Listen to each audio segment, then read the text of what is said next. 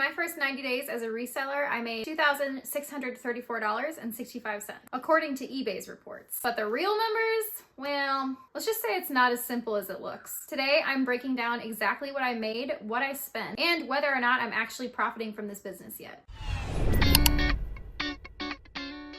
I'm gonna make this video pretty quick, but if you're into instant gratification, please go to the timestamp below to find out what I actually made. And before I get started, I apologize if you hear any whistling noises in the background. My parrot is popping off today. He's being very obnoxious. Maybe I should bring him in to say hello, just so you know where the noises might be coming from. This has nothing to do with reselling, but this is Willie. He's my African gray parrot. Can I have a kiss? Good boy. He's 30 years old, so am I. And I've had him my entire life. I just thought I could bring him in to say hello, and just as an explanation for where all the noise might be coming from in the background. I'm not sure if my phone is picking it up, but I figured I'd show you where it's coming from just in case. Yeah, you're such a happy birdie today. Okay, say bye-bye. And here we go. Anyways, back to the point. Before we dive into the numbers, I want to point out that there is no one-size-fits-all approach to reselling. Some people will start really slow. They'll buy one item and then flip it and then buy another item with the profit and then just kind of continue to build from there. Others will go all in, investing their own money up front into inventory and shipping supply, knowing that it'll take time to truly come out on top. And I want to be very honest in saying that my journey leans towards the latter. I committed early, put money into inventory, and accepted that this was not going to be an overnight success story. Now, let's talk about what eBay says I made in my first 90 days. Here's a screenshot of my gross sales from the day I started, which was October 26th, 2024, which is that $2,634.65. But that number does not tell the whole story. If you just started reselling on eBay, I would actually ignore this number completely. It's not even remotely close to the amount of money you actually made. We all know that there's things like eBay fees, right? So when you list something on eBay, eBay takes a certain percentage of your profits. What I did not know in my first 90 days was that this gross total includes the cost that your buyer was charged for shipping, even if you did not pay for shipping, and it includes sales tax. And just in case you're not aware, eBay charges their fees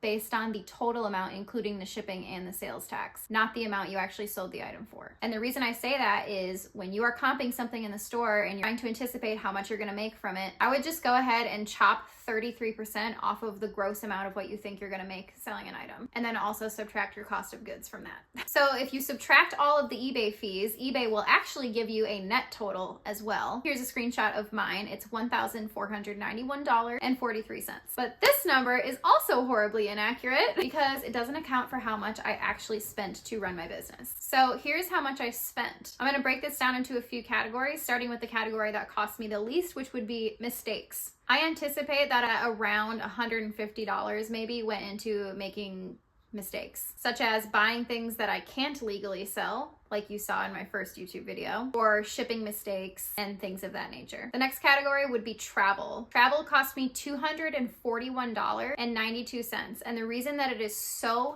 important that you calculate travel is because travel costs you money. I calculated mine as 60 cents on the mile. That's an average including gas and car maintenance. This $241 includes the couple of trips that I took to the online liquidation auction site. If you didn't watch my first video, one of my biggest mistakes was buying stuff from this online liquidator. That was a 45-minute drive for me, and I paid up on way too many items. But hey, that's beginner reselling for you. And $241 in 90 days on travel might sound like a lot, but not only does it include travel to that very far place, but all of my USPS stores are in comically out of the way locations of anywhere that I drive regularly.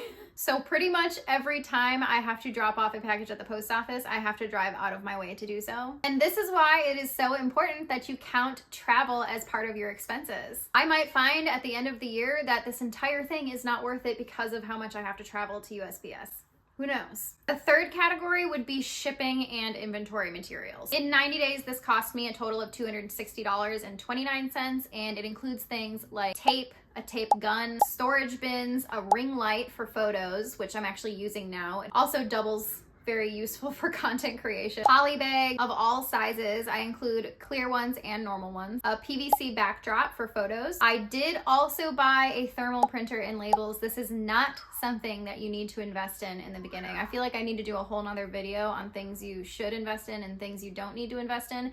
A thermal printer is definitely not something that you have to spend money on. It is very expensive in the beginning, but for me, it was worth it. I do have a cognitive disorder, so when it came to the QR codes and having to bring those to the USPS, it was very hard for me to ensure that I was scanning the right QR code for the right item. So I decided, for me, rather than having a bunch of shipping issues because of that, it would probably be cost effective for me to get my own label printer. And this is kind of a funny thing, but I also bought IKEA shopping bags on Amazon. Why did I do that? You might see other resellers using these IKEA shopping bags. They are amazing. They are huge. They carry a lot of stuff.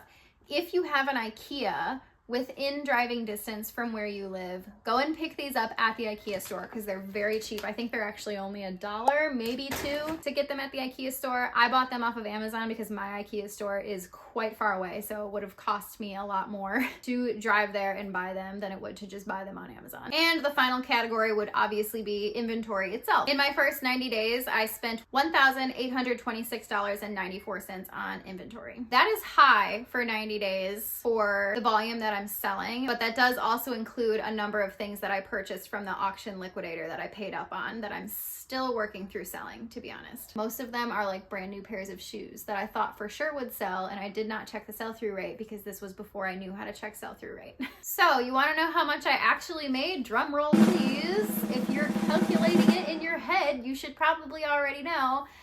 I was in debt to myself at the end of 90 days. We do have a spreadsheet where we hold all the data of how much I've spent, and at the end of 90 days I was around $400 in the red. But here's why that is not at all a bad thing. It is not remotely abnormal for any business to start off in debt. Actually, most new businesses are in debt for the first year or two that they're open, and since I'm just one small person and I'm only in debt to myself, not to anybody else, so my debt is not collecting interest, I consider $400 in debt in 90 days to not be bad at all. It could be $100,000, like a real brick and mortar business would be. So I would have to say I'm happy where I'm at. I'm also filming this video about a month after hitting my 90 days, and I do have to say I've already chopped my debt in half since my business has picked back up again. Business did slow down significantly in January, not only because it's the beginning of Q1, and Q1 is always slow, according to other resellers, but I also ran out of room in my inventory because I have all this crap in my inventory that won't sell.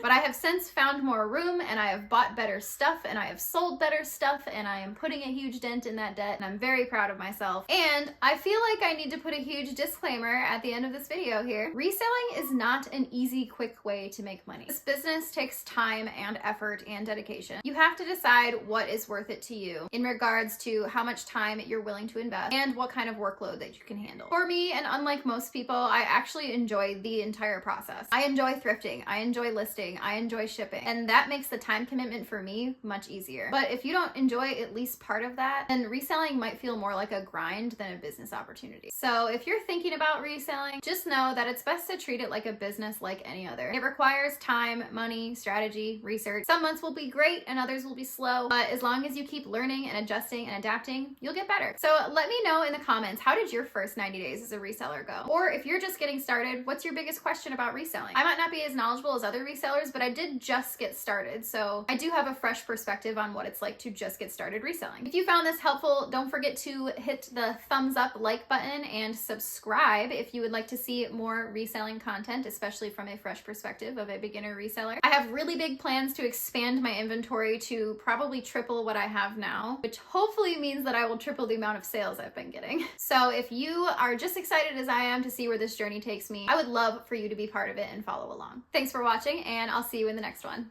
Bye. Whoa. Just put a huge dent in the wall. Oh wait, it's just a scuff. It's just a scuff. It's fine. We're good.